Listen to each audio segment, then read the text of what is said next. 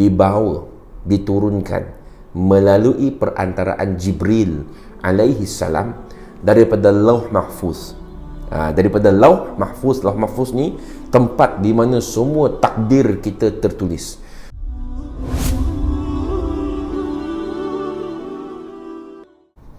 Assalamualaikum warahmatullahi wabarakatuh.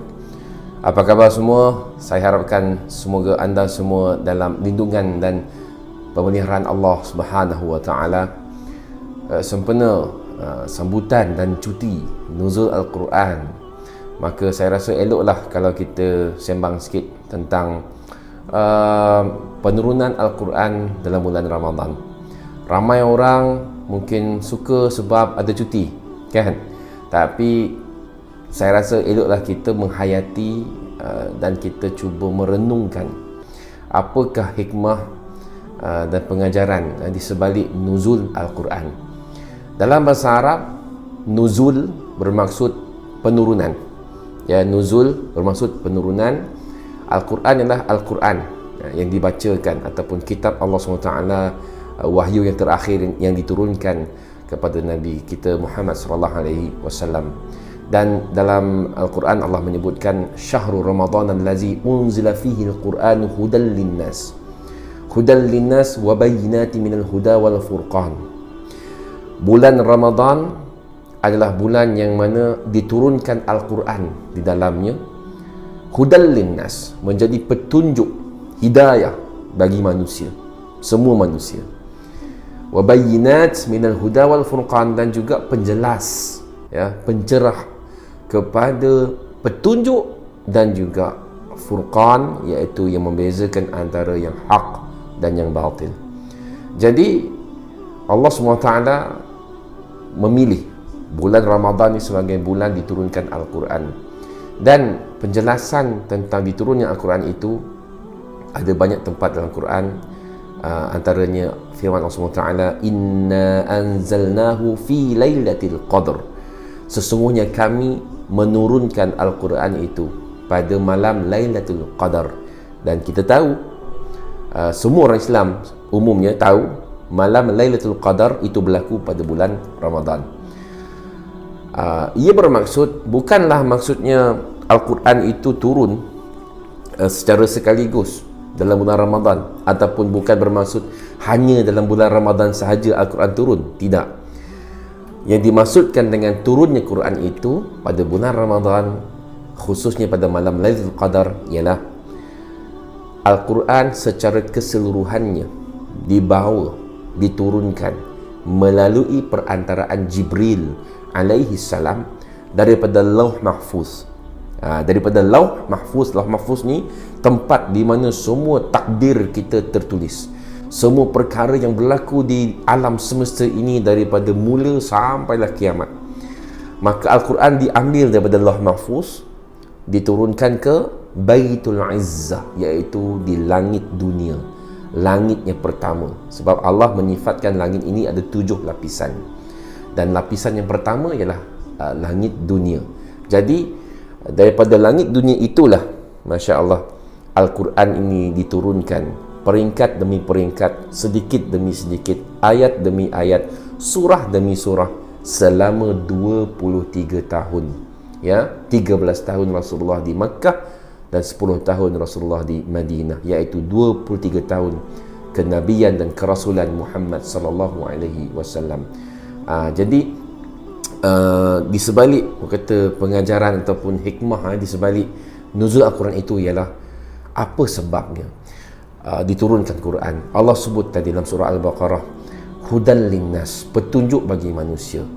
Maka macam mana sesuatu itu boleh jadi petunjuk sekiranya kita tidak baca dan kita tidak faham? Allah sebut dalam wahyu yang pertama, ayat pertama diturunkan, ya, daripada Baitul Izzah tadi turun kepada Nabi Muhammad SAW di Gua Hira pada tahun pertama kerasulan Nabi. Allah berfirman, Iqra' bismi rabbikal ladzi khalaq.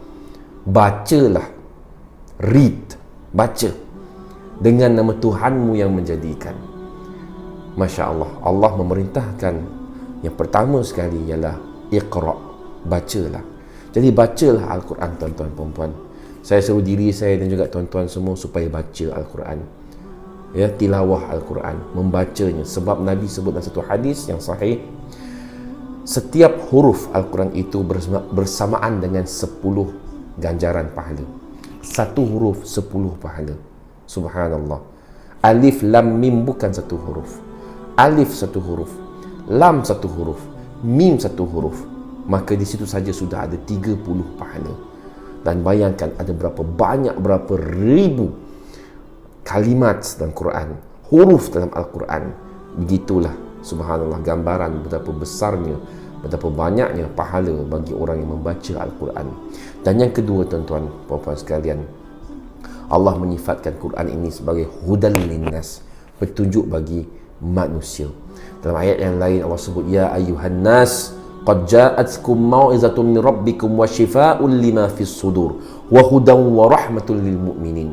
Wahai sekalian manusia, telah diturunkan pada kamu, telah datang pada kamu daripada Tuhan kamu mau'izah, nasihat, pengajaran, pesanan. Ya, Allah menurunkan pesanannya, Allah menurunkan mesejnya kepada kita. Hudan wa shifa, sebagai petunjuk dan juga penawar lima fis sudur, pada apa yang dalam hati-hati kita. Maka Al-Quran ini akan merungkaikan, akan menyelesaikan segala permasalahan kita, akan memberikan kita ketenangan jiwa. Subhanallah. Dan juga ia menjadi rahmat bagi orang-orang yang beriman. Tuan-tuan puan-puan sekalian, bacalah Al-Quran. Lagi berbaki selama beberapa hari sahaja dalam bulan Ramadan tahun ini, ya. Jadi saya seru diri saya dan juga tuan-tuan puan-puan semua untuk teruskan tilawatul Quran, membaca Al-Quran dan cuba memahami maksudnya. Sesuatu itu tidak dapat menjadi petunjuk kalau tidak difahami. Macam mana kita nak faham manual, ya, ataupun buku panduan, macam mana cara guna komputer, cara nak guna handphone, cara nak guna kereta, kalau kita tak faham manual, apatah lagi kalau kita tak baca, kan? Kita tak baca, dah tak baca, tak faham. Dan sebab itulah kebanyakan orang bila dia guna benda tanpa ilmu, maka benda itu akan jadi rosak, ya, rosak, mungkin terlebih pakai, tersalah guna dan sebagainya, sehingga menyebabkan kerosakan. Maka begitulah juga dengan agama kita, tuan-tuan.